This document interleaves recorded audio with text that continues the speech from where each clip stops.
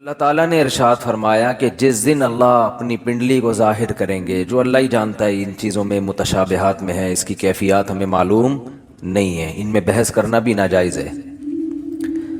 اللہ اپنی تجلی ظاہر کریں گے تو اس میں اتنی اٹریکشن ہوگی، اس میں لوگ ایسے مبہوت ہو جائیں گے کہ سجدے میں گر جائیں گے۔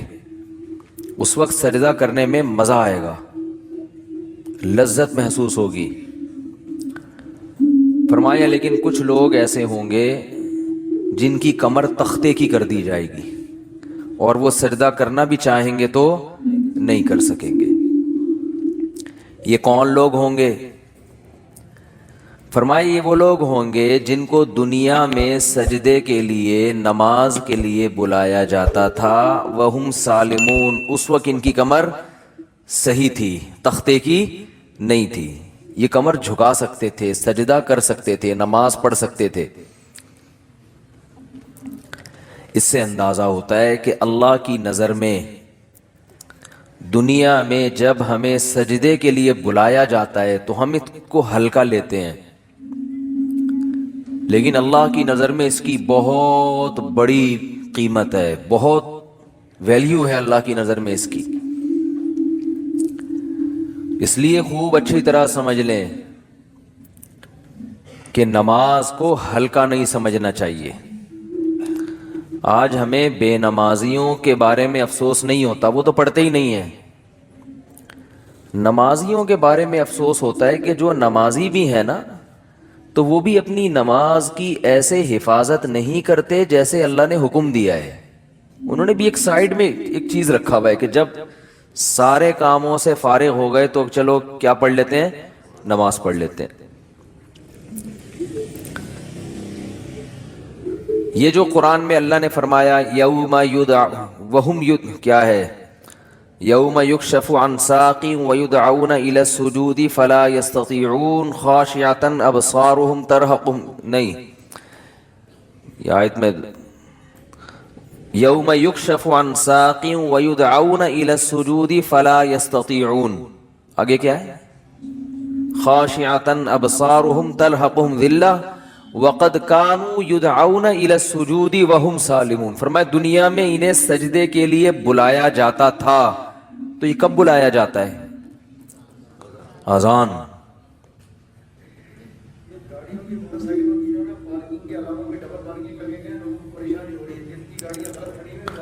بھائی یہ بہت بڑا المیہ ہے یار، دیکھو گاڑیاں غلط نہیں پارک کیا کرو۔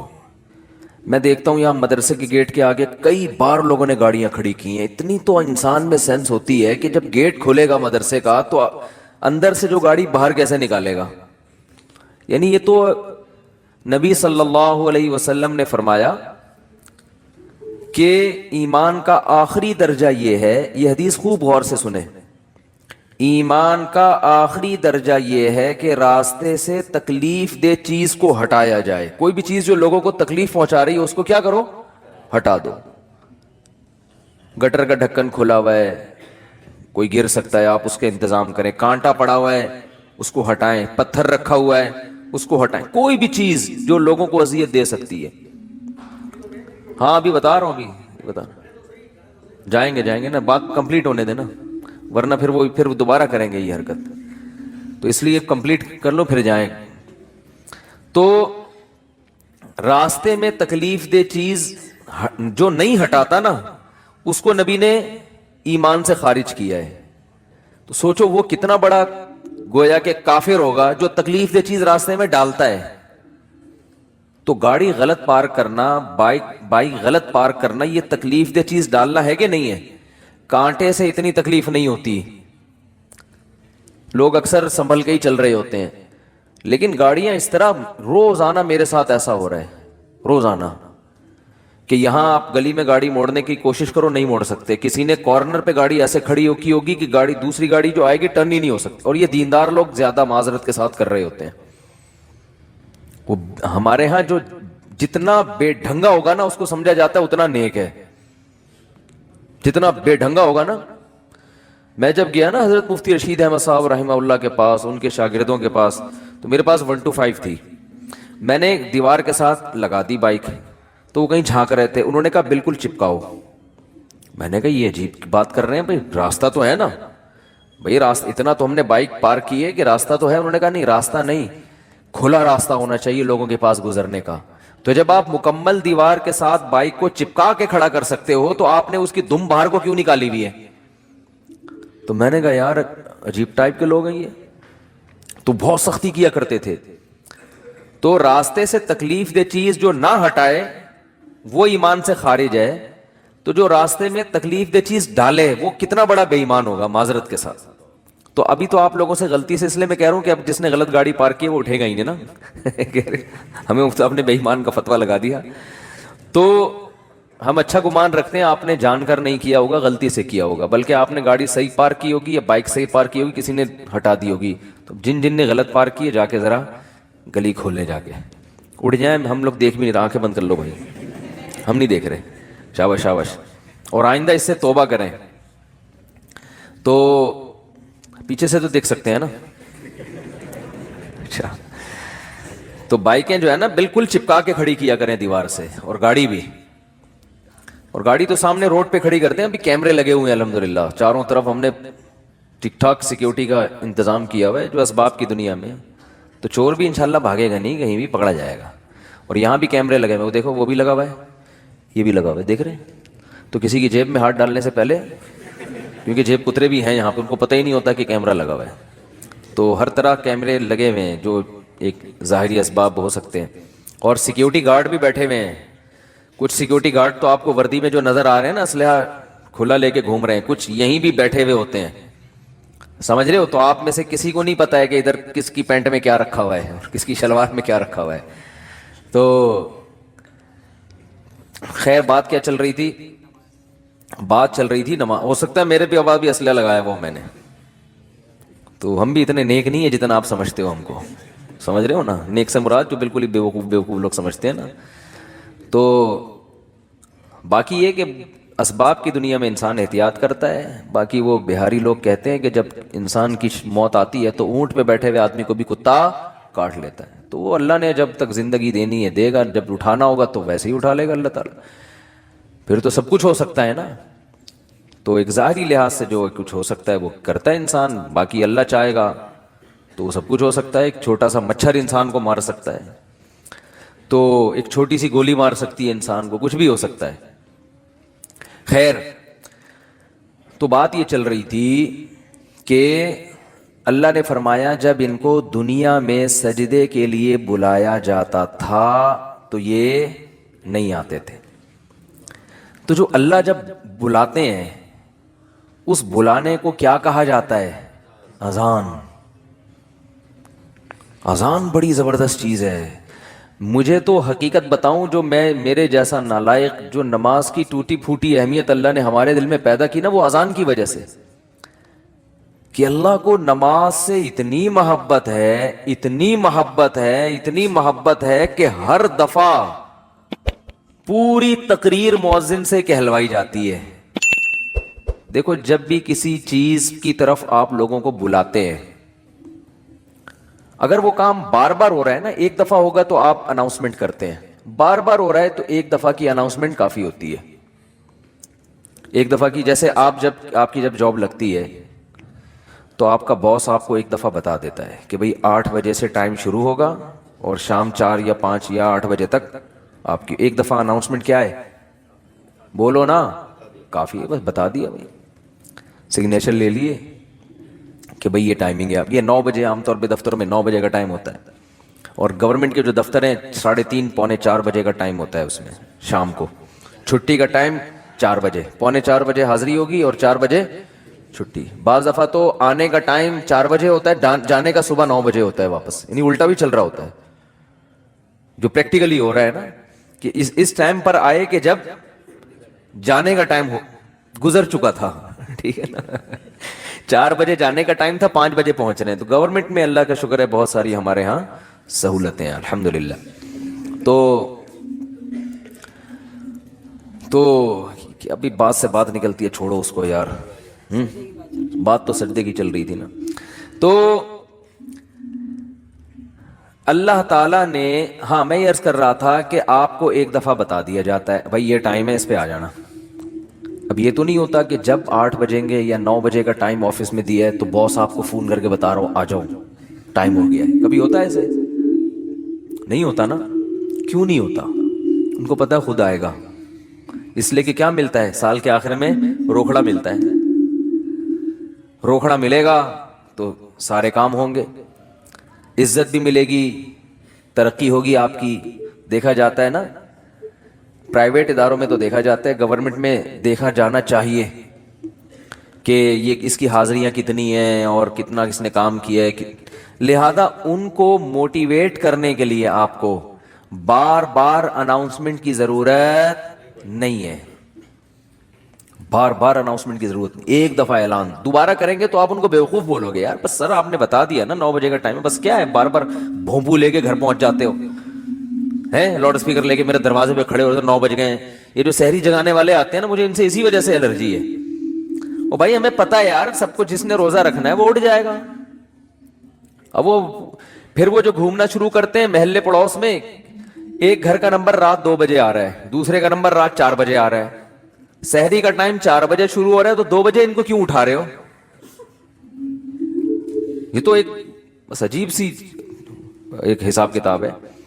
تو خیر بار بار اناؤنسمنٹ نہیں کی جاتی، بار بار یاد دہانی نہیں کی جاتی. اور اللہ نے بھی باقی عبادتوں میں ایسے ہی کیا. رمضان کے مہینے کے بارے میں قرآن میں 2 آیتیں ہیں. ایک تو ہے فمن شہید منکم الشہر فلیصم. اللہ نے فرمایا ایمان والو تم پر روزے فرض کیے گئے جیسے کہ تم سے پہلی امتوں پہ فرض کیے گئے تھے. فرض ہو گئے نا. دوسری آیت کیا ہے؟ کب فرض ہوئے؟ شہر رمضان الذی انزل فیہ القرآن. رمضان کا مہینہ ہے. فمن شہید منکم الشہر فلیصم. جو پچھلی آیت میں اللہ نے فرمایا نا کہ روزے فرض ہوئے، تو اگلی میں بتا دیا کون سے مہینے میں؟ رمضان. جو رمضان کا مہینہ پائے اسے چاہیے کہ روزے رکھے. ایک دفعہ اناؤنسمنٹ ہوئی ہے بس، اس کے بعد دوبارہ قرآن میں اناؤنسمنٹ نہیں ہوئی. اور جب رمضان کا مہینہ آتا ہے تو پھر اسلام میں حکم بھی نہیں ہے کہ یاد دلاؤ. مؤذن کو حکم کے تمام حضرات سے گزارش ہے کہ رمضان کا مہینہ آ گیا ہے اور اللہ کی طرف سے اعلان ہے کہ اس مہینے میں سب روزے رکھو. کوئی اللہ کی طرف سے ایسی اناؤنسمنٹ ہوتی ہے؟ بھائی مسجد کے امام اپنی ذمہ داری پہ کسی کو یاد دلا دیں روزہ رکھو، ترغیب دیں، وہ ان کا کام ہے. اللہ نے کوئی لگے بندے الفاظ نازل نہیں کیے. لہذا مسجد کا امام یاد نہ بھی دلائے تو بھی کوئی گناہ گار نہیں ہے. اللہ کہتے ہیں میں نے قرآن میں جب بیان کر دیا نا بس صحیح ہے، سن لیا ان لوگوں نے، کافی ہے. حج کے بارے میں ایک آیت ہے قرآن میں جس میں فرضیت کا ذکر ہے. وَلِلَّهِ عَلَى النَّاسِ حِجُّ الْبَيْتِ مَنِ اسْتَطَاعَ إِلَيْهِ سَبِيلًا. لوگوں، اللہ کے لیے لوگوں پر لازم ہے کہ وہ بیت اللہ کا حج کریں جو وہاں جانے کی استطاعت رکھتے ہوں. وَمَنْ كَفَرَ، جو استطاعت کے باوجود نہیں جائے گا، فَإِنَّ اللَّهَ غَنِيٌّ عَنِ الْعَالَمِينَ، اللہ کو اس کی پرواہ نہیں ہے. ایک آیت جس سے فرضیت ہے، دوسری آیت نہیں ہے. یہ تو ہے کہ ابراہیم علیہ السلام نے یوں کہا تھا، حج کے لوگوں کو کہا تھا کہ حج کرو. اللہ کا جو اپنا آرڈر ہے نا، جو اللہ کے اپنے کلام میں آرڈر ہے وہ ایک ہی ہے جہاں تک مجھے یاد پڑتا ہے. لیکن نماز ایک تو قرآن میں جگہ جگہ بھر دی اللہ نے نماز کو. جہاں ایمان والوں کی صفات نماز پڑھتے ہیں. قرآن شروع کہاں سے ہو رہا ہے؟ الذین یقیمون الصلاۃ ومما رزقناہم ينفقون. ایمان والوں کا عقیدہ صحیح ہوتا ہے اور عمل میں کیا؟ نماز قائم کرتے ہیں. جہاں عمل کی بات آئے گی نا نماز، جہاں جنتیوں کی صفات آئیں گی نماز اور زکوٰۃ. زکوٰۃ بھی ہے ساتھ ساتھ، وہ کیوں ہے پھر کسی اور موقع پر بیان کروں گا انشاءاللہ. سب سے پہلے نماز پھر زکوٰۃ، سب سے پہلے نماز پھر اللہ کی راہ میں خرچ. یعنی زکوٰۃ یا اللہ کی راہ میں خرچ مختلف عنوانات سے، کہ نماز بھی پڑھتے ہیں اور خرچ بھی کرتے ہیں، دونوں کام چلتے رہتے ہیں ان کے. اس سے پتہ چلتا ہے کنجوس نمازی اللہ کو پسند نہیں ہے. یعنی نماز کے ساتھ سخاوت بھی ہے. تو لیکن نماز کو پہلے درجے پہ رکھا گیا ہے. وجہ کیا ہے اس کی؟ اتنا فوکس کیوں کیا جا رہا ہے؟ اتنا زیادہ اس کو ہائی لائٹ کیوں کیا جا رہا ہے؟ پھر چلو اللہ نے قرآن میں درجنوں جگہوں پر کہہ دیا نماز پڑھو، بار بار کہہ دیا نماز پڑھو نماز پڑھو، اتنا کہا ہے کہ اس سے زیادہ کوئی حکم قرآن میں ملتا ہی نہیں ہے. چلو اتنا زیادہ کہہ دیا، اب تو بار بار اناؤنسمنٹ کی ضرورت اور بھی نہیں ہے نا، اب تو بالکل ہی ضرورت نہیں ہے. دیکھو آپ کے باس نے آپ کو بلایا دفتر اور آپ سے کہا کہ 9 بجے آپ نے پہنچنا ہے، ایک دفعہ کہہ دیا. اس کے بعد پھر آپ کو کہا میں دوبارہ کہہ رہا ہوں 9 بجے آپ کی ٹائمنگ شروع ہو جاتی ہے. سمجھ میں آ گئی بات؟ آپ نے کہا آ گئی. پھر تیسرے بار کہہ رہا ہے میں بتاؤں کتنے بجے ٹائم ہے آپ کا؟ 9 بجے. 10 دفعہ جب کہہ دے گا نا 9 بجے، اب جب 9 بجیں گے تو آپ کو یاد نہیں دلائے گا، وہ کہے گا میں نے 10 دفعہ اسی لیے کہہ دیا تھا کہ دوبارہ مجھے یاد دلانے کی ضرورت نہ پڑے. اب آپ اگلے دن لیٹ ہو رہے ہو، 11 بجے پہنچ رہے ہو، تو وہ کہہ رہا ہے، وہ کہے گا کہ آپ کیوں لیٹ آ رہے ہو؟ آپ کو سر آپ نے 9 بجے مجھے یاد نہیں دلایا. وہ کیا کہے گا باس کہ بھائی جو پہلے دن میں نے 10 دفعہ کہا تھا نا 9 بجے، وہ اسی لیے کہا تھا کہ ایک دفعہ کہنا کافی تھا، مگر 10 دفعہ اس لیے ریپیٹ کیا تھا کہ دوبارہ یاد دلانے کی ضرورت نہ پڑے. آپ یہ نہ کہو کہ میں بھول گیا تھا. بہت مشکل ہے سمجھانا، بہت مشکل ہے. تو جب اللہ نے نماز کو سینکڑوں دفعہ ریپیٹ کیا قرآن میں، تو اب تو ہر وقت یاد دلانے کی بالکل بھی ضرورت نہیں تھی. کمال ہے بھائی، اللہ نے کیا فرمایا کہ اتنا یاد دلاؤ کہ پیدائش سے لے کے موت تک اذان ہی سنتا رہے یہ بیٹھ کے. پیدا ہوا تو کان میں اذان دلوائی اس کے، پیدا ہوا تو کان میں اذان، نماز کی طرف دعوت، حالانکہ سمجھتا نہیں ہے بچہ، ایک حرف بھی سمجھ میں نہیں آتا اس کے اذان. بچہ تو نہ سمجھ ہوتا ہے، اس کو کیا پتا چلتا ہے میرے کان میں کیا ہو رہا ہے. لیکن جب بڑا ہوتا ہے نا تو اس کو یہ جب یاد دلایا جاتا ہے کہ تیرے کان میں بھی اذان دی گئی تھی، دوسروں کو دیکھتا ہے تو اس کو پتا چلتا ہے کہ اللہ نے ابھی سے یاد دلا دیا ہے. تو پیدا ہوا ہے تجھے بتایا کہ نماز نہیں چھوڑنی، تو نے نماز نہیں چھوڑنی ہے تو نے. پھر فجر کے وقت الگ بلایا جا رہا ہے، جب ظہر کا ٹائم آتا ہے الگ. اچھا اللہ نے نماز کا بھی ذکر کیا اور ٹائمنگ بھی قرآن میں بتا دی. اقیم الصلاۃ لدلوک الشمس الی غسق اللیل، نماز کو قائم کرو سورج کے ڈھلکنے کے اوقات میں اور رات کے اندھیروں میں بھی. اس میں پانچوں نمازیں آ گئی. سورج میں جب کوئی بڑی تبدیلی ہوتی ہے نا تو اس کو ڈھلکنا کہتے ہیں. سورج میں جب بڑی تبدیلی ہوتی ہے، فجر کے وقت سورج کیا اندھیروں سے نکل کے روشنیوں کی طرف، جب لائٹ مارتا ہے نا سورج مشرق سے. دیکھو کوئی گاڑی، آپ کسی گاڑی کا انتظار کر رہے ہو یار، وہ دولہے کی مثال دیتے ہیں، اس کو بات سمجھ میں آئے گی. دولہا بارات کے انتظار میں ہال میں بیٹھا ہوا ہے، بارات آ رہی ہے کہ نہیں آ رہی ہے، ٹائم دیکھ رہا ہے یار لیٹ، پہلی میں بہت لیٹ ہو گیا، مفتی صاحب کا بیان سن کے تو 45 سال میں شادی کر رہا ہوں، اوپر سے بارات لیٹ ہے. تو وہ فوراً دیکھتا رہے گا کہ بھئی ایک دم بسوں کی لائٹیں جو ہے نا گلی کے نکڑ پہ بس نظر نہیں آتی، لائٹنگ پہلے ہوتی ہے نا، لائٹنگ سے اندازہ ہو جاتا ہے کہ اب بارات پہنچنے والی ہے. پھر پٹاخے بعد میں. تو سورج کیا ہے ایک دم غائب ہو جاتا ہے، اندھیروں میں دنیا ڈوب جاتی ہے. تو سب سے پہلے جو لائٹ مشرق کی طرف ظاہر ہوتی ہے، جو لائٹ یعنی اس طرح ہوتی ہے، وہ ایک تو عمودی لائٹ ہوتی ہے نا. عمود کو کیا کہتے ہیں؟ پرپینڈیکولر کہتے ہیں. ہم تو ٹریگنومیٹری پڑھ کے بھول گئے یار. ہاں ہاریزنٹل میں لفظ بھول گیا، ہم نے بہت پڑھی ہے. ہاریزونٹل ایک ہوتا ہے پرپینڈیکولر، ایک ہوتا ہے بیس کہتے ہیں اس کو. بال چھوڑو، ٹریگنومیٹری پھر بعد میں پڑھیں گے. ایک لائن، ایک روشنی یوں آتی ہے، پھر ایک روشنی ایسے. جو یہ روشنی ہے نا اس کو صبح کاذب کہتے ہیں. صبح کاذب، یہ جھوٹی صبح ہے، یہ اس کی علامت نہیں ہے کہ سورج آ رہا ہے ابھی. اس کے بعد جب ایک دم افق پہ مشرق یعنی مشرق کی طرف آسمان کے کنارے پہ جو ایسے لائٹ پھیلتی ہے نا، یہ وہ والی لائٹ ہے جو بارات آتے وقت ٹرک جو بس مارتی ہے نا لائٹ، اب یہ آ گئی ہے. اس سے پہلے تو کوئی سگریٹ پی رہا تھا یا کیا کر رہا تھا. تو اس کو کہتے ہیں صبح صادق، سچی صبح. وہ پہلے والی صبح سے دھوکا ہوتا ہے کہ شاید سورج نکل رہا ہے، وہ اس لیے اس کو صبح کاذب کہا جاتا ہے. اور اس کے بعد آتی ہے صبح صادق. تو وہ جو لائٹ مشرق کی طرف پھیلتی ہے نا ایسے لمبائی میں، وہ اس کی علامت ہوتی ہے کہ وہ اندھیرے ختم، ایک دم سورج ایک ڈھلکنا شروع ہو رہا ہے نا، ایک دنیا میں ایک بہت بڑی چینجنگ آ رہی ہے. تو اللہ نے فرمایا جیسے ہی دنیا میں یہ چینجنگ آئے گی، تبدیلی آئے گی اس سے، سورج کے ڈھلکنے سے، تم نے کیا کرنا ہے اس موقع پر؟ نماز قائم کرنا ہے، اپنے رب کو یاد کرنا ہے، میرا رب مجھے رات کے اندھیروں سے نکال کے دوبارہ. کتنی بڑی خدا کی قسم، یہ سورج کا طلوع ہونا اتنی بڑی نشانی ہے اللہ کے وجود کی.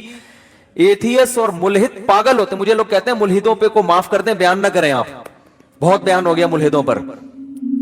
لیکن بھائی کیسے یار چھوڑ دیں؟ اتنی بڑی خدا کی نشانیاں دیکھ کر جو بدبخت کہتے ہیں یہ آٹومیٹیکلی ہو رہا ہے. اور یار ایسا سسٹم، اتنا ایندھن اس کے اندر، ایسی روشنی، کیسا جیسے آپ تکے کو گھماتے ہیں نا جب پکاتے ہیں، کوئلے پہ جب تکا پکاتے ہیں، ادھر سے پک گیا اب کیا کرو؟ گھماؤ، یہ خود بخود گھومتا ہے؟ گھمانا پڑتا ہے، یا ایسا سسٹم لگانا پڑے گا کہ گھومے. وہ سسٹم کوئی لگا کے دیتا ہے. تکے میں خود بخود اتنی عقل نہیں ہوتی کہ کروڑوں سال میں ترقی کرتے کرتے ایسا بن گیا کہ آٹومیٹک گھومنا خود بخود ہی شروع. یہاں سے پک گیا اب یہاں سے پکاؤ ہے بھائی، یہاں سے تو پک گیا اب کیا کرو؟ اب یہاں سے پکاؤ مجھے. تکا خود بخود کروڑوں سال میں بھی اتنا ذہین نہیں ہوتا. تو یہ سورج اور زمین اتنے ذہین کیسے ہو گئے کہ سورج گیا اور پوری دنیا کو لائٹ دیتا دیتا ساری دنیا میں کی فصلیں اگاتا، وٹامن ڈی پرووائڈ کرتے کرتے کرتے کرتے ابھی سورج امریکہ والوں کو نواز رہا ہے. اس وقت یہاں رات ہو رہی ہے نا، امریکہ میں دن ہے. سورج وہاں جا کے گوروں کو وٹامن ڈی دے رہا ہے، ان کی فصلوں میں جان پیدا کر رہا ہے. ہمارا نمبر، ابھی ہم تکے کی وہ والی سائڈ ہے جو انگارے کے دوسری طرف گئے ہوئے ہم لوگ. بھئی یہاں سے تو زمین پک گئی ہے، اب اس کو تھوڑا سا اندھیرے میں رکھو، اس کو پکانے کی ضرورت نہیں ہے. اب میرے اس طرح پکانے کی باتیں کرنے سے ایتھیس کو تپانے کا کام ہو رہا ہے. حقیقت ہے نا، جب سورج پکا رہا ہے اور ایتھیس ہمیں تپا رہا ہے، خود بھی تپ رہا ہے الٹی باتیں کر کے. تو یہ بھائی کیسا خوبصورت نظام ہے یار. سورج کا جو طلوع ہے نا خدا کی قسم یہ اللہ کی بہت بڑی نشانی ہے. لاکھوں کروڑوں سال ہو گئے سورج کی حرکت میں کوئی تبدیلی نہیں ہو رہی. کتنا بڑا آگ کا ایندھن ہے، آگ کا ایندھن زمین سے لاکھوں گنا بڑا.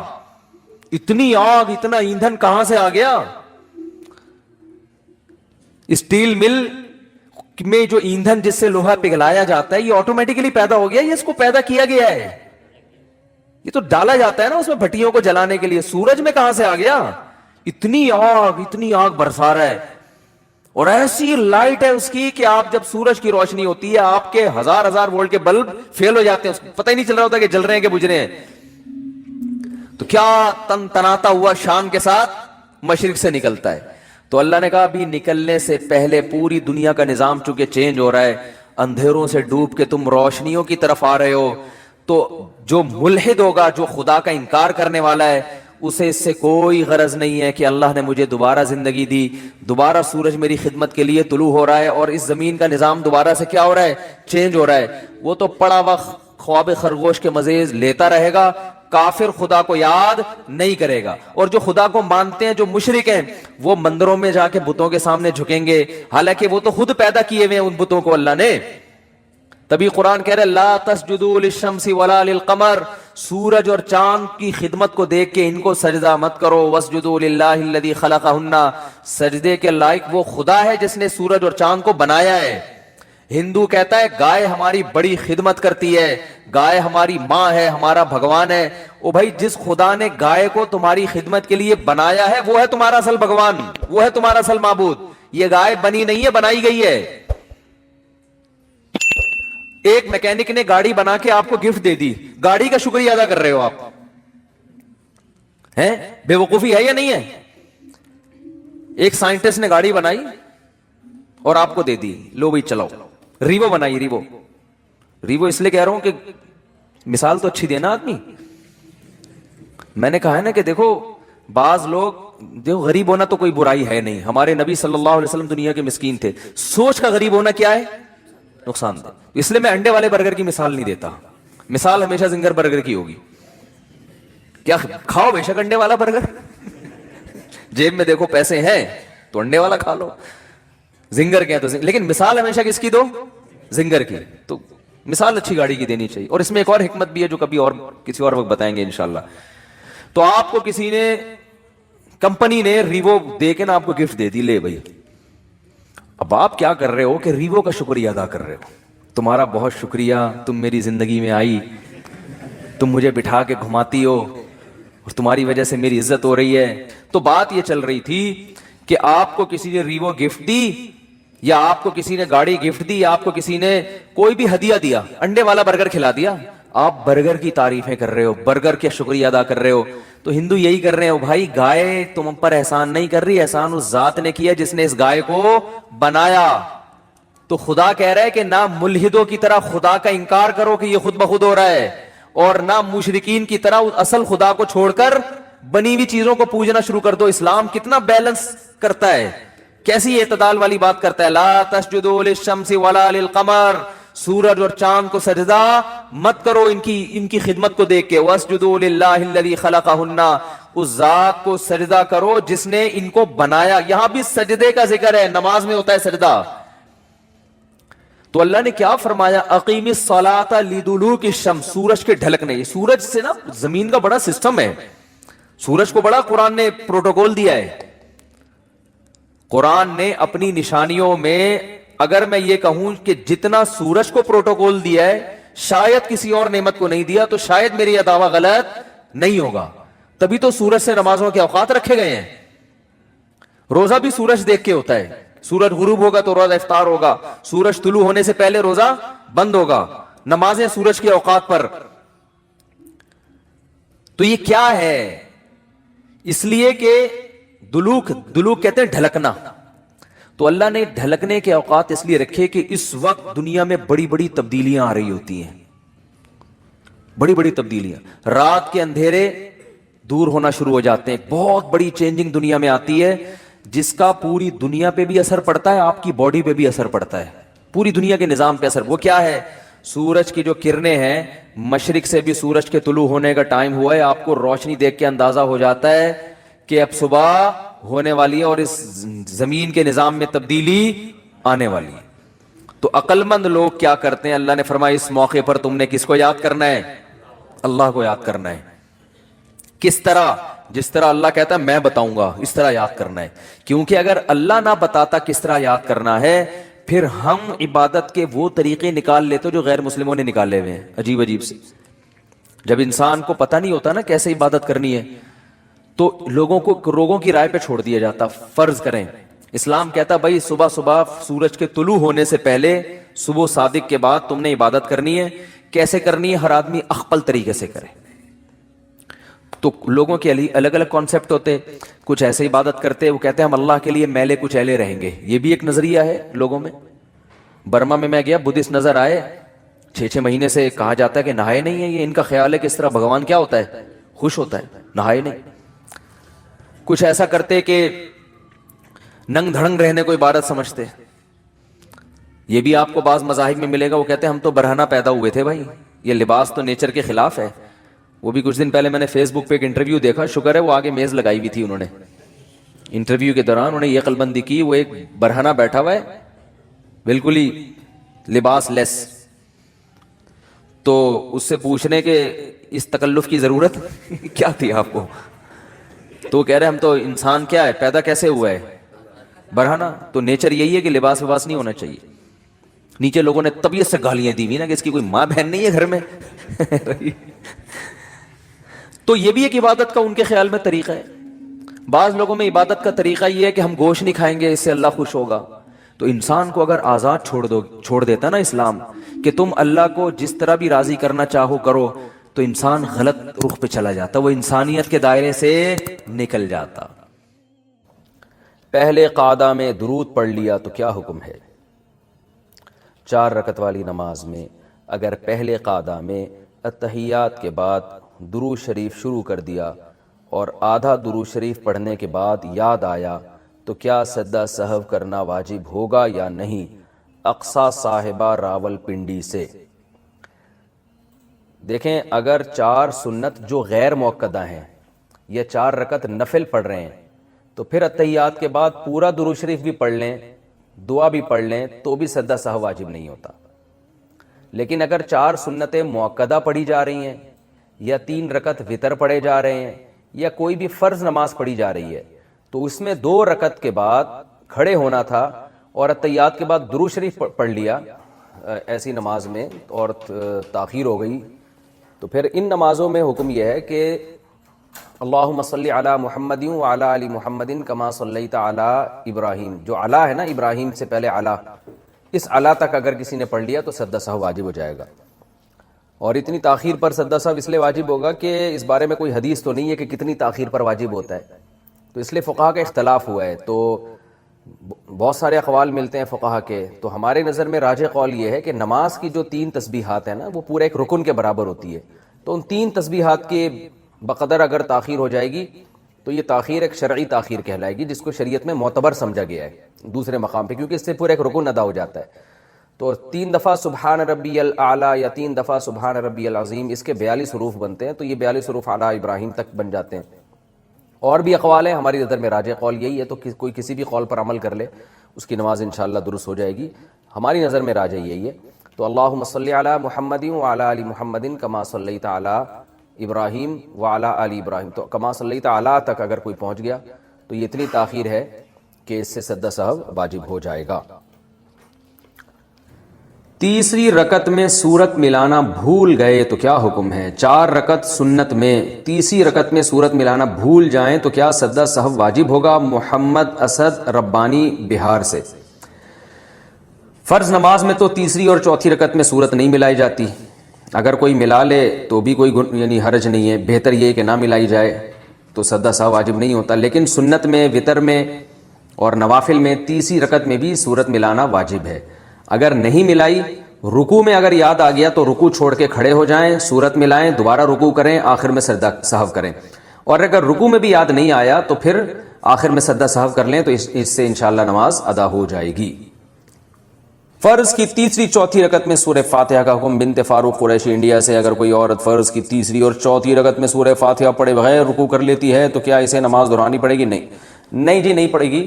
فرض کی تیسری اور چوتھی رکعت میں کچھ بھی پڑھنا ضروری نہیں ہے، سورہ فاتحہ پڑھنا بہتر ہے، افضل ہے۔ اتنی دیر کھڑے رہے نا جتنی دیر میں 3 دفعہ سبحان ربی الاعلیٰ کہا جاتا ہے، تو قیام کا فرض ادا ہو جائے گا، لیکن افضل یہ ہے کہ سورہ فاتحہ پڑھی جائے۔ 4 رکعت میں 2 رکعت پر سلام پھیر لیا تو کتنی رکعتیں دہرائیں؟ اگر کوئی 4 رکعت فرض کی نیت باندھے اور 2 رکعت کے بعد سلام پھیر دے تو اسے نماز دوبارہ پوری پڑھنی ہوگی یا صرف 2 رکعت کی نیت باندھ کر مکمل کر لے؟ کاشف صاحب نے اتر پردیش سے پوچھا ہے، یو پی سے، ہمارے آبائی علاقے سے۔ جناب کاشف صاحب، 4 رکعت فرض میں اگر آپ نے 2 رکعتوں کے بعد سلام پھیر لیا، ابھی سینہ آپ کا قبلے سے پھرا نہیں ہے اور آپ نے کسی سے بات چیت کی نہیں ہے، آپ نے صرف تسبیحات پڑھنا شروع کی ہیں یا اللہم انت السلام پڑھا ہے، اور آپ کو یاد آ گیا کہ ارے میری تو 2 رکعتیں باقی ہیں، تو فوراً کھڑے ہو جائیں، دوبارہ نیت نہ باندھیں، بس اللہ اکبر کہہ کے کھڑے ہو کے بقیہ 2 رکعتیں مکمل کر لیں، آپ کی نماز ابھی ٹوٹی نہیں ہے، اور آخر میں آپ سجدہ سہو کر لیں، چاہے دونوں طرف سلام پھیر لیا ہو، پوری مکمل تسبیحات پڑھ لی ہوں۔ ہاں، اگر آپ نے 2 رکعت کے بعد سلام پھیرا اور اس کے بعد آپ اپنی جگہ سے اٹھ گئے، سینہ آپ کا قبلے سے پھر گیا، یا آپ نے گپ شپ شروع کر دی اور بھائی ہیلو ہائے سناؤ بھائی کیا چل رہا ہے آج کل، میں تو نماز میں تھا، حالات کیسے چل رہے ہیں، تو اس طرح کی گپ شپ آپ کی شروع ہو گئی، یا وسیم بھائی بیٹھے ہوئے تھے ان کی خیریت معلوم کر لی آپ نے، تو اب آپ کی نماز ٹوٹ گئی ہے، اب آپ کو دوبارہ ہی کرنی پڑے گی، یہ 2 نفل ہو گئے آپ کے۔ تو اگر بات چیت نہیں کی ہے، سینہ قبلے سے نہیں پھرا ہے، صرف تسبیحات پڑھی ہیں، تو اس سے کچھ نہیں ہوتا، تو آپ بقیہ 2 رکعتیں اسی طرح مکمل کر لیں۔ مساجد کے اماموں کے ساتھ ایسا بہت ہوتا ہے، میں بھی چونکہ مسجد میں امام ہوں تو ایسا بہت ہوتا ہے، بعض دفعہ 2 کے بعد آدمی سلام پھیر لیتا ہے، بھول جاتا ہے وہ، یا 3 رکعتوں کے بعد کسی نے سلام پھیر لیا، نماز 4 رکعت کی تھی، آپ نے 3 کے بعد پھیر لیا، تو امام پر بھی یہی ہے کہ لوگوں نے پیچھے بتایا نا سبحان اللہ الحمدللہ کہا، تو آپ توڑے نہیں نماز، سلام بے شک آپ نے پھیر لیا ہو، آپ فوراً کھڑے ہو جائیں، کھڑے ہو کر 1 رکعت یا 2 رکعتیں جو باقی ہیں مکمل کریں اور آخر میں سجدہ سہو کریں، اس طرح نماز ادا ہو جائے گی۔ یہ ہے فرض کے بارے میں، اور سنت مؤکدہ کے بارے میں بھی یہی حکم ہے، اور وتر واجب کے بارے میں بھی یہی حکم ہے۔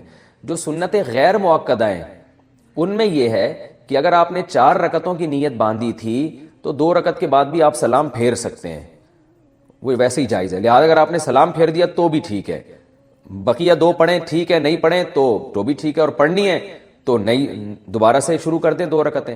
تو اس میں یہ نہیں ہے جو میں نے یہ تفصیل بتائی. تو اس میں یہ ہے کہ 4 رکعت کی نیت کی تو 2 بھی پڑھ سکتے ہیں آپ. یہ سنت غیر مؤکدہ اور نوافل کا میں نے بتایا. باقی سنت مؤکدہ اور وتر اور فرض کا جو وہی ہے جو پہلے میں بتا چکا ہوں. بسم اللہ الرحمن الرحیم. پہلے سوال ہے جی محمد صاحب انڈیا, محمد صاحب کی طرف سے جو انڈیا سے ہیں, کیا نماز میں نیت کے لیے یہ کہنا ضروری ہے کہ میں 4 رکعت فرض نماز پڑھ رہا ہوں, منہ میرا کعبہ شریف کی طرف, امام صاحب کے پیچھے, یا دل میں ہی پتہ ہو کہ آپ 4 رکعت فرض پڑھ رہے ہیں تو یہ بھی کافی ہوگا؟ دیکھیں, یہ کہ منہ میرا کعبہ شریف کی طرف اور اس امام کے پیچھے, تو منہ تو کعبہ شریف کی طرف ہوتا ہے تو نماز ہوتی ہے, اس لیے اس کی نیت ضروری نہیں ہے. باقی یہ کہ امام کے پیچھے میں دل میں اتنا ارادہ کافی ہے کہ میں جماعت سے نماز پڑھ رہا ہوں, اب اکیلا نہیں پڑھ رہا. بعض دفعہ انسان صف میں کھڑا ہوتا ہے اپنی نیت باندھ لیتا ہے, تو دل میں بس اتنا ارادہ ہوتا ہی ہے جب آپ صف میں کھڑے ہیں تو اور کیا کرنے کے لیے کھڑے ہیں, اپنی نماز تھوڑی پڑھنے کے لیے کھڑے ہیں. تیسرا مسئلہ یہ کہ 4 رکعت فرض پڑھ رہا ہوں, 2 رکعت فرض پڑھ رہا ہوں, یہ نیت لغو ہے. آپ فجر کے 2 فرض پڑھ رہے ہیں اور آپ نیت یہ کریں میں 4 پڑھ رہا ہوں تو بھی فجر کے 2 ہی ہوں گی, اس سے کوئی فرق نہیں پڑے گا, کیونکہ وہ اللہ کی طرف سے پہلے سے 2 رکعت متعین ہے. آپ کے 4 کہنے سے وہ فرق نہیں پڑے گا. ظہر میں آپ نے یہ نیت کر لی کہ میں ظہر کی 2 رکعت پڑھ رہا ہوں تو بھی نماز آپ کی ہو جائے گی, کیونکہ ظہر کی 4 رکعت ہوتی ہیں, 2 ہوتی نہیں ہیں.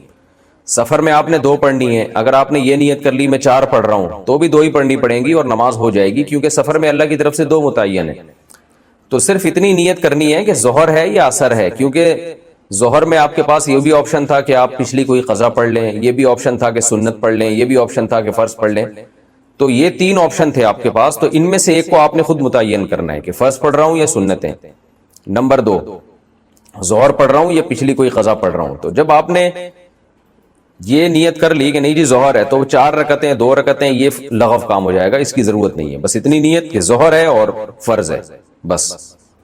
یعنی فرض سے میری مراد کہ ظہر ہے, آج کی ظہر ہے, یہ بھی ضروری نہیں کہ فرض ہے, کیونکہ ظہر تو ہے ہی فرض, تو سنت نہیں ہے. سنتیں پڑھ رہے ہیں تو دل میں یہ نیت ہو کہ یہ ظہر میں سنت پڑھ رہا ہوں, میں فرض نہیں پڑھ رہا. تو بس اتنا, یہ اتنی کافی ہے. آج کل نیتوں میں بہت زیادہ غلو ہونے لگا ہے. اگر حقیقت میں کامیاب ہونا اور ناکام ہونا یہ آپ کے اختیار میں نہیں ہے تو یہ پھر ایک قسم کا ظلم ہے اللہ کی طرف سے, کہ بعض لوگوں کو تو اس نے غریبی میں کامیاب بنا دیا حالانکہ وہ کامیابی کے لیے کچھ بھی نہیں کرتے, اور بعض لوگوں کو زبردستی اس نے ناکام بنا دیا حالانکہ ساری زندگی وہ کامیابی کی کوشش کرتے رہتے. کیونکہ کامیابی کی ڈیفینیشن دنیا داروں کی نظر میں کیا ہے؟ دولت, صحت اور عزت, یہی ہے نا.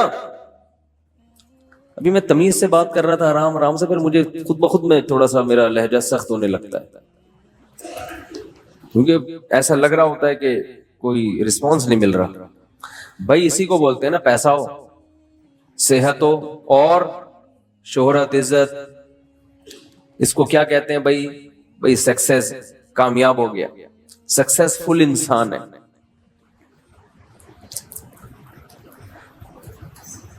ترقی یافتہ کنٹری کنہیں کہا جاتا ہے؟ جن کے پاس صحت بھی ہے, دولت بھی ہے اور عزت بھی ہے. ساری دنیا میں گھومتے ہیں وہ, ان کو اتنا اسٹرانگ پاسپورٹ ہے کہ ان کو ویزے کی ضرورت نہیں پڑتی. بہت سے کنٹریز جہاں جائیں گے چلو بھائی چلے جاؤ, ہم جہاں جائیں گے آئے کیوں آیا؟ کیا اپنے ملک میں سکون نہیں مل رہا تھا؟ کرونا پھیلانے آئے ہمارے ملک میں 10 قسم کے, پہلے تو ویزا ہی نہیں ملے گا. ابھی گرے لسٹ میں ڈالا ہوا ہے, اللہ کرے دوبارہ وائٹ میں آ جائیں, ورنہ بلیک میں جانے کے خطرات ہیں. اللہ نہ کرے 2-4 دھماکے ہو گئے, اللہ نہ کرے گئے بلیک میں, تو کوئی عزت ہی نہیں ہے. کیا خیال ہے بھائی؟ اسی طرح لوگوں کی بھی حالت ہے. کچھ لوگ بیچارے کامیابی کی کوشش کرتے, اچھا کامیابی کی جو ڈیفینیشن چل رہی ہے مارکیٹ میں اس کے حساب سے بات کر رہا ہوں میں, دنیا اس کو مانتی ہے, اس کو کیا کہتے ہیں؟ کامیابی. اچھا اس کامیابی میں ایک بہت بڑا فالٹ ہے، اگر اس کو ہم کامیابی کہتے ہیں، بڑا فالٹ یہ کہ انسان کے اپنے اختیار میں نہیں ہے۔ یہ دولت کی خواہش ہر ایک رکھتا ہے اور تقریباً کوشش بھی سبھی کرتے ہیں، ملتی ہر ایک کو بولو نہیں،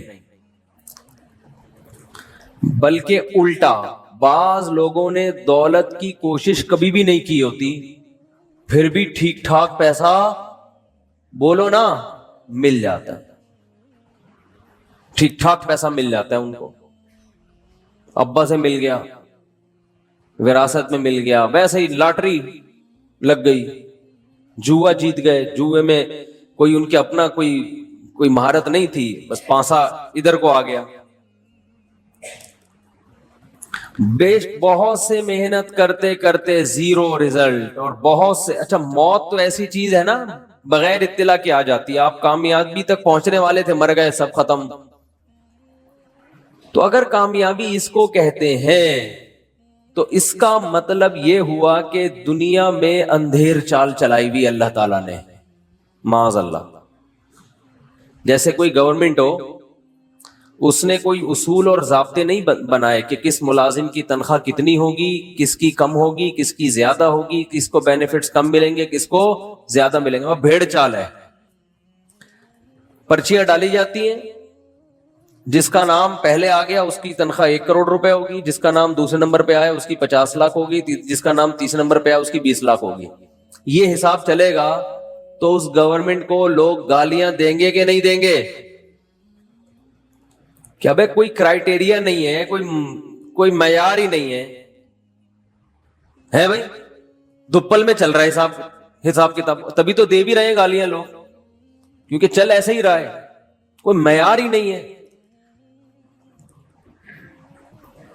تو اگر یہ سب کچھ اتفاق سے ہو رہا ہے، کچھ لوگ صحت کا بالکل بھی خیال نہیں رکھتے، پھر بھی ہٹو بچوں، صحت دیکھو آپ ان کی۔ ایک صاحب نے بتایا میرے نانا گٹکا بھی کھاتے ہیں، پان بھی کھاتے ہیں، سگریٹ بھی پیتے ہیں، اور کوئی پرہیز کبھی دیکھا نہیں، 80 سال کے رکشے میں خود سفر کر کے جاتے ہیں۔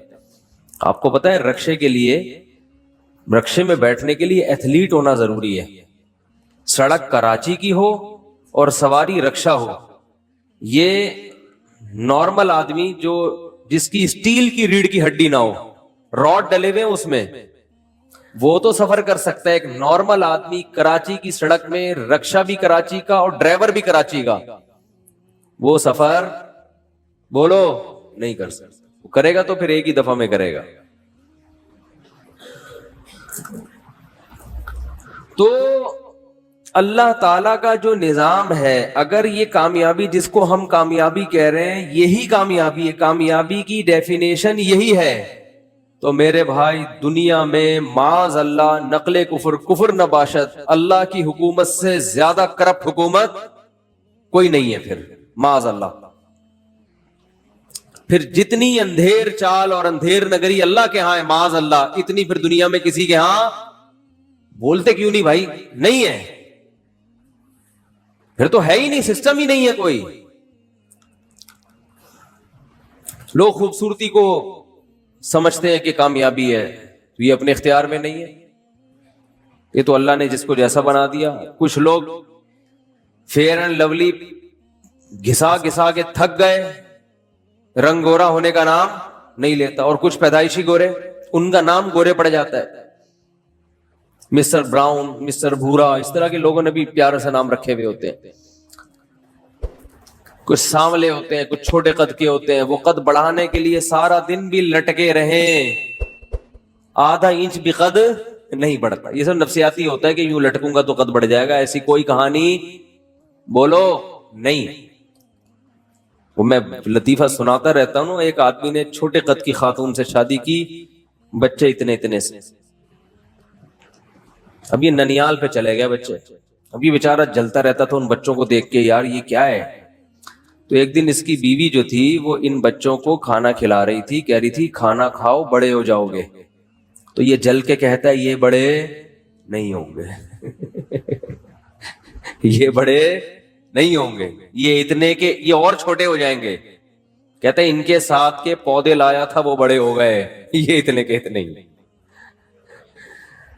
تو آپ بتاؤ چھوٹے قد کو کھلاؤ گے تو کیا بڑا ہو جائے گا؟ وہ نہیں ہوگا. بڑے قد کو بھوکا رکھو گے تو چھوٹا نہیں ہوگا. یہ سب گاڈ گفٹڈ ہوتی ہیں چیزیں، قد، ہائٹ. آپ مائیں جو بچوں کے بارے میں بہت زیادہ فکر مند ہوتی ہے نا، کھا نہیں رہا بڑا نہیں ہوگا، بھائی بھوکا بھی رکھو گے بڑا پھر بھی ہوگا. یہ چیزیں جین میں شامل ہوتی ہیں. کتنا قد ہوگا اس کا، بال گھنے ہوں گے یا سر پہ ایئرپورٹ کب بنے گا، کس عمر میں ایئرپورٹ بنے گا، کس عمر میں بال سفید ہوں گے، یہ سب بال سلکی ہوں گے، کرو ہوں گے بھی کہ نہیں ہوں گے. ان میں زیادہ تر کا تعلق آپ کی نیچر سے. یہ قدرت نے پہلے سے یہ سب کیلکولیشن کر دی ہوتی ہے. اس میں تھوڑا بہت فرق آتا ہے، زیادہ نہیں آتا. سمجھتے ہو گے نہیں سمجھتے ہو؟ زیادہ کے چکر میں پڑو گے تھوڑے سے بھی جاؤ گے. تھوڑا فرق تو آتا ہے اس میں، لیکن بہت زیادہ کوئی فرق نہیں آتا قد میں. اور یہ جب بال گھنے، کتنے لوگ ہیں کوئی ان کے غذا میں نہ زنک شامل ہے نہ کوئی ایسے منرل شامل ہوتے ہیں، پھر بال آپ ان کے دیکھو خاندانی ایسے لہلاتے ہوئے سلکی گھنے بال ہوتے ہیں، اور کچھ صبح شام پیٹرول سے مالش کر رہے ہوتے ہیں سر میں، لیکن بال نکلنے کا نام نہیں لیتے. اور یہ فیس بک نے اور واٹس ایپ نے تو جو رہے سہے بال تھے لوگوں کے وہ بھی ختم کر دیے. فیس بک میں جو ڈرامے بازی ہو رہی ہے، یہ لگاؤ تو یہ ہو جائے گا، یہ لگاؤ تو یہ ہو جائے. بس ایک چھوٹا واقعہ ٹاپک پر آتا ہوں. میں نے ابھی فیس بک سے زندگی میں پہلی دفعہ کوئی چیز منگوائی، پہلی یا دوسری دفعہ. میں سفر میں تھا تو مسجد کے خادم کو بول دیا بھائی یہ فیس بک پہ ہم نے ایک چیز کا آرڈر کیا ہے، وہ لے لو اور ان کو پیمنٹ کر دو. پیمنٹ کر دی، یہ چیز لے لی. میں ایک ہفتے بعد سفر سے واپس آئے، انہوں نے ڈبہ سنبھال کے رکھا ہوا، پیکنگ بھی نہیں کھولی مسجد کے خادم نے کہ بھائی امانت ہے مفتی صاحب. جب کھولا تو صرف ڈبہ تھا، اس کے اندر کچھ بھی نہیں. یہ صلاحیت ہے. بزنس کے لیے اللہ نے گٹس دیے ہیں، ٹھیک ہے نا، کہ مفتیوں کو بھی ٹوپی کراؤ آپ. اب دوبارہ فون ملا رہے ہیں تو نمبر ہی نہیں ہے، پتہ نہیں کس نے چلا دیا ایڈ. کمپنیوں کے، مشہور کمپنیوں کے نام بھی یوز کر لیتے ہیں. کچھ دن پہلے میں دکان سے پانی خریدنے کے لیے گیا، میں نے کہا ملٹی نیشنل کمپنی کا پانی چاہیے، 2-3 کمپنیوں کے نام لیے تو انہوں نے کہا یہ لے جائیں، یہ بہت ایماندار لوگ ہیں، ان کی کمپنی ہے. میں نے کہا نہیں مانوں گا، نہیں مانوں گا. چاہے قسمیں بھی اٹھا لے، قرآن پہ بھی ہاتھ رکھ کے بول دینا میں نہیں مانوں گا. یہاں بہت فراڈ ہے. پھر ٹینشن ہونا شروع ہو جاتی ہے مجھے تو. ابھی میں فراڈ کے واقعات بتاؤں، بڑے حرام خور لوگ ہیں، آپ کو بتاؤں کیا بولوں میں. یہ حرام خور کا لفظ ان کمبختوں کے لیے سستا ہے، ہلکا لفظ. کوئی پتہ نہیں گٹر کے پانی کو گھر کی چھنی سے چھان کے اس میں کوئی کیمیکل ڈال کے وہ بیچ رہا ہو یہ، اور کہہ رہا ہو کہ بالکل صاف پانی ہے. کھانے پینے کی چیزوں میں بالکل لوکل کمپنیوں پہ اعتماد بولو مت کرو، اپنے آپ کو بیڑا غرق مت کرو. اونٹنی کے دودھ کے واقعات سنائی نہیں تھے میں نے آپ کو؟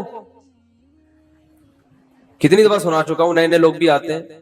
اونٹنی کا خالص دودھ پینے کے لیے بڑے فائدے ہیں. اونٹنی کا دودھ تو سنت بھی ہے، پیغمبروں نے پیا ہے، بہت جگر کے لیے بہت اچھا ہوتا ہے. تو ہم نے کہا چلو یار خالص چیزوں کا ہم کو ویسے ہی شوق ہے. راستے میں کہیں اونٹنی والے کھڑے ہوتے ہیں، آپ کو پتا ہے. اب تو میں گزرتے ہوئے لوگوں سے بتا رہا ہوتا ہوں ابے فراڈی ہے، نکلو نکلو یہاں سے، الو بنا رہے ہیں. کئی بار دھوکا ہوا ہے. تو وہ کیا کیا، جلدی سے بس واقعہ سنا کے اصل ٹاپک پہ آ رہا ہوں میں. اب یہ واقعات پھر آ جاتے ہیں درمیان میں تو اچھا ہوتا ہے. تو میں نے وہ کیا کیا، میں نے کہا کہ بھائی یہ میں آپ کو زیادہ پیسے دوں گا، مجھے دودھ خالص چاہیے. انہوں نے کہا یہ بالٹی میں ابھی ابھی نکال کے رکھا ہے. میں نے کہا بالکل اعتماد بولو نا، حج کر کے آیا ہو عمرہ کر کے آیا ہو، بالکل اعتماد. یہاں پر اعتماد نہیں کیا جا سکتا. ہوتے ہیں صحیح لوگ بھی ہوتے ہیں، میں یہ نہیں کہہ رہا سارے فراڈی ہیں، یہ میری نیت ہرگز نہیں ہے. لیکن ہمیں کیسے پتا چلے گا بھائی، ہمیں کیسے پتا چلے گا؟ یقیناً اچھے لوگ بھی ہیں تبھی تو معاشرہ چل رہا ہے، ملک کسی بھی درجے میں چل رہا ہے. لیکن یہ اچھے کو پہچاننا بڑا کم اچھے ہیں، کم لوگ اچھے ہیں تو پھر اس کو پہچان مشکل ہو جاتی ہے. تو پھر معاملات میں تو پھر سب کو ایک ہی نظر سے دیکھتا ہے نا انسان. تو میں نے کہا کہ بھائی یہ دودھ جو ہے یہ خالص دودھ ہے آپ؟ اس نے کہا بالکل. قسمیں اٹھانے لگے. میں نے کہا میرے سامنے نکال کے دو. انہوں نے کہا جاؤ تمہارے سامنے یہ اتنا نکالا. میں نے کہا میں آپ کو ڈبل پیسے دے دوں گا دودھ کے, سامنے نکالو. جب ڈبل کی بات کی تو انہوں نے کہا اچھا نکال کے دیتے. وہ ایک ماسی تھی, ایک اس کا میاں ہوگا یا بھائی ہوگا, ایک اونٹ کے اس طرف, دوسری اونٹ کے تھن کے دوسرے جانب, یعنی مرد ادھر کھڑا ہو گیا, عورت وہ جو بیچاری جھگیوں والی عورتیں ہوتی ہیں وہ ایک دوسری طرف. اب دونوں ایک دوسرے کے بالکل قریب آ کر دودھ نکال رہے ہیں. میں نے کہا یہ کیا اسرائیل کے کوئی ڈاکومنٹس ہیں اس بالٹی کے اندر؟ موساد نے خفیہ رکھے ہوئے ہیں کہ بھئی یہ بالٹی کے اندر ہوں گے تاکہ کسی کو شبہ ہی نہ ہو کہ ڈاکومنٹس اس کے اندر ہیں, یا یہ کوئی اس میں کیا ہے جو اتنا خفیہ. مجھے لگا, میں نے کہا معاملہ کیا ہے خراب. تو میں چلا گیا ان کے قریب. اب عورت کی, خاتون کی وجہ سے تھوڑا آدمی شرماتا بھی ہے جاتے ہوئے, اور یہ جان کر عورت کو رکھا ہوا ہے تاکہ بندہ قریب آ کے دیکھنے کی بھی کوشش نہ کرے. تو میں تھوڑا سا قریب گیا تو انہوں نے نا تھن کی ایک دھار میری طرف یوں کر کے فائر مارا اس کو. دیکھو بالکل خالص دودھ. ہمیں یقین آ گیا یار اب اس سے زیادہ کیا آدمی تحقیق کرتا ہے. پھر دوبارہ بالٹی میں لگے. ٹھیک ہے جی بات. ہم لے آئے 3-4 کلو. پہلی دفعہ میں نے زندگی میں اونٹنی کا دودھ پیا تھا, یعنی یہ تجربہ تھا پہلی دفعہ. اس سے پہلے اونٹنی کا دودھ کبھی بھی, یہ پرانا واقعہ ہے. ہم گھر لے کر آئے, بچوں کو بلایا, آؤ بھائی لائن لگاؤ سارے. ہم بھی بتا سکیں گے بھائی اونٹنی کا دودھ ہم سب نے, بچے تو شو مارتے ہیں نا, تم نے پیا ہے, بچوں کی عادت ہوتی, تم نے نہیں پیا, ہم نے تو پیا ہے. بچوں کا اسی سے بڑا خون بڑھتا ہے. کوئی بھی نیا کام ہو نا بچے شو مارتے ہیں. سب کو پلایا, خود بھی پیٹ بھر بھر کے پیا. اگلے دن اچھا بالکل پتلا, ذائقہ ہی نہیں, جیسے پانی پی رہے ہیں. میں نے کہا یار یہ تو اس سے اچھا تو بکری کا دودھ ہوتا ہے. تو بالکل پانی. اگلے دن میں مدرسے گیا, میں نے شو ماری, میں نے کہا اتنا دودھ, میں تو 3 گلاس پی گیا. انہوں نے کہا بھائی اونٹنی کا دودھ جس نے نہ پیا وہ 3 گلاس پی کے اس کا پیٹ برداشت نہیں کر سکتا. میں نے کہا ویسے پتلا بھی بہت تھا. تو ہوا یہ, کہانی یہ ہوئی, انہوں نے مجھے بتایا کہ انہوں نے یہاں پر ایک تھرموس لگایا ہوا ہوتا ہے پچکاری ٹائپ کا, اس میں پانی ہوتا ہے, یہاں قمیض بغل کے اندر ادھر سے پائپ نکل رہا ہوتا ہے. جب یہ یوں کرتے ہیں نا, تھن پہ یوں کرتے ہیں, تو ادھر سے پچکاری بالٹی میں, آدھا دودھ اونٹنی دے رہی ہوتی, آدھا یہ خود دے رہے ہوتے ہیں. اور اسی وجہ سے یہ اتنے جھک کے نکال رہے ہوتے ہیں کہ آپ کو وہم بھی نہ ہو. انہوں نے کہا ایسا نہیں ہوتا, 1 گلاس دودھ جس آدمی نے نہ پیا اس کا پیٹ پہلی دفعہ میں برداشت نہیں کر پاتا. ہم نے دوبارہ اگلے دن چھاپا مارا, ان کو صلواتیں سنائی, انہوں نے کہا ایسا ہی ہوتا ہے. پھر میں نے نہیں پیا. پھر کچھ دن پہلے میرا جانا ہوا, پھر میں نے کہا خالص میرے سامنے نکال کے لاؤ, اللہ کا واسطہ آپ کو میں ڈبل پیسے دوں گا. انہوں نے کہا اچھا. بالٹی لے کر گئے, میں نے کہا پہلے بالٹی دکھاؤ. خالی بالٹی مگا یوں الٹ کے دکھایا انہوں نے. پھر اتنا لمبا چکر کاٹ کے جا رہے ہیں, درمیان میں 2-3 جھگی آئیں, انہوں نے کہا وہاں سے گھومتے گھومتے پانی ملا دیا. وہ ایسے ملایا کہ وہ جھگی کے پیچھے سے گزرتے ہوئے انہوں نے پہلے سے بالٹی رکھی ہوئی ہے. اچھا اونٹ کو نالے کے پیچھے کھڑا کیا ہوا ہے تاکہ ایک بہانہ ہو کہ نالا ٹاپ کے نہیں جا سکتے, تھوڑا ہمیں یو ٹرن لینا پڑتا ہے. یہ پہلے سے پلاننگ ہے. تو وہ کیا ہوا ہے کہ درمیان میں ہاتھ صاف کر کے بالٹی چینج کی ہے, اس میں پہلے سے پانی موجود تھا, اور پھر جناب دودھ نکالا ہے. خیر پھر خالص بھی ہمیں پینا نصیب ہو گیا, لیکن میں بتا رہا ہوں کہ یہ ہے, اور یہ جھگیوں والوں کی بات نہیں ہے, یہ اوپر سطح پہ بھی معاملہ, بولو بھائی ایسا ہی چل رہا ہے. سمجھتے ہو کہ نہیں سمجھتے؟ میں جھگیوں والوں کی برائی نہیں کر رہا, ان میں تو پھر بھی کچھ ایماندار ہوتے ہیں, اوپر سطح پہ تو معاملہ بہت ہی بگڑا ہوا ہے. تو خیر کہاں سے کہاں بات چلی گئی, میں یہ عرض کر رہا تھا کہ اگر کامیابی اور ناکامی کی یہ ڈیفینیشن ہے, صحت, عزت, دولت, شہرت, یہ کامیابی ہے جس کے پیچھے ہر آدمی بھاگ رہا ہے, تو بھائی یہ تو بہت سے محنت کرنے والوں کو نہیں ملتی, اور بہت سوں کو غریبی میں مل جاتی, اور بہت سے غلط محنت کرنے والوں کو مل جاتی ہے. جو دنیا میں فساد مچا رہے ہوتے ہیں ان کو کامیابی مل جاتی ہے بعض دفعہ. تو اس کا مطلب کامیابی کی یہ اگر ڈیفینیشن ہے تو یہ الزام کس پہ ہوگا؟ اللہ پہ، کہ اس کا نظام سے معاذ اللہ نقل کفر بدتر سسٹم دنیا میں کوئی ہے ہی نہیں. اور اگر اللہ صحیح ہے تو اس کا مطلب کامیابی کی یہ ڈیفینیشن غلط ہے، یہ کامیابی ہے ہی نہیں، یہ کامیابی کا دھوکہ ہے، یہ کامیابی نہیں ہے. میں سمجھا پا رہا ہوں اپنی بات ہے بھائی؟ یہ ہے نہیں کامیابی. تو کامیابی کیا ہے؟ قرآن کہہ رہا ہے بار بار وَمَن يَبْتَغِ غَيْرَ الْإِسْلَامِ دِينًا، جو اسلام کے علاوہ کسی اور لا کو فالو کرے گا وہ کامیاب نہیں ہوگا. تو اللہ نے بتایا میں نے جو اسلام ایک مذہب دیا ہے اس کو فالو کرنا کامیابی ہے. عجیب بات ہے، یہ کون سی کامیابی ہوئی؟ اس کو فالو کرنا کیا ہے؟ بولو نا یار، کیا ہو گیا؟ یہ کہاں سے کامیابی ہو گئی؟ یہ تو کسی کتاب میں نہیں لکھا. ڈکشنری میں سکسیس کی تعریف آپ اٹھا کے دیکھیں، انگلش میں دیکھیں گے تو اس میں لکھا ہوگا کہ یہ چیزیں، اپنے مقصد میں کامیاب ہو جانا.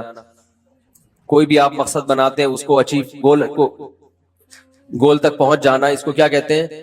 کامیابی. اردو میں آپ کامیابی کا لفظ دیکھیں گے، یہاں بھی کچھ ایسا نہیں لکھا ہوا ہوگا. پنجابی میں کامیابی کا مطلب دیکھیں گے، ایسی کوئی ڈیفینیشن بولتے کیوں نہیں ہے.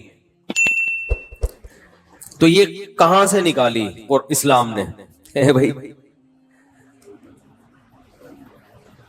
اصل میں جو کامیابی کی ڈیفینیشن ہے نا، اپنے گول تک پہنچنا، اپنے مقصد تک بولو پہنچنا، ساری دنیا اس پر متفق ہے کہ کامیابی اسی کو کہتے ہیں. کیونکہ آپ کا گول دولت، شہرت اور عزت ہے، اس لیے اس گول تک کو حاصل کر لینے کو دنیا کیا کہتی ہے؟ کامیابی. اگر کسی کا ان کے علاوہ کوئی اور مقصد ہو تو اس گول تک پہنچنے کو کیا کہیں گے؟ ہم کامیابی کہیں گے، اس کے لیے کامیابی کہیں گے. مثلاً ایک آدمی چاہتا ہے کہ میں حج کر لوں اور وہ کر لے حج، تو ہم کہتے ہیں یہ اپنے مقصد میں کامیاب ہو گیا. کیا خیال ہے؟ ایک آدمی چاہتا ہے کہ کر لی اس نے، اب ہم کہیں گے اپنے مقصد میں کیا ہو گیا؟ صحیح ہے نا؟ اس ٹاپک پر بات زیادہ نہیں کروں گا میں، کامیاب ہو گیا وہ. کیا خیال ہے؟ ایک آدمی چاہتا ہے کہ جی میرے سر پہ بال نکل آئے، نکل گئے، تو کیا ہو گیا بھائی؟ اس مقصد میں کامیاب ہو گیا نا. اس سے پتہ چلتا ہے کہ جس لغت میں بھی، جس ڈکشنری میں بھی کامیابی کو جو ڈیفائن کیا گیا ہے وہ اصل میں عزت، دولت اور شہرت نہیں ہے. وہ تو اس لیے ہے کہ لوگوں کا مقصد ہی یہ ہوتا ہے. ہر آدمی چاہتا ہے عزت، ہر آدمی چاہتا ہے دولت، ہر آدمی چاہتا ہے صحت. یہ تین چیزیں ہر شخص کی خواہش ہیں، اس لیے ان کے حصول کو کامیابی کہا گیا ہے. ورنہ اصل میں کامیابی اسے کہتے ہیں کہ آپ جس چیز کو ہدف بناتے ہیں اس ہدف تک پہنچ جائیں. It is called success. ماشاءاللہ، وہ بچے نے صحیح بولا ہے. ایک کی سمجھ میں آ رہا ہے، الحمدللہ. اب میں آپ سے ایک بات کہتا ہوں، عرض کرتا ہوں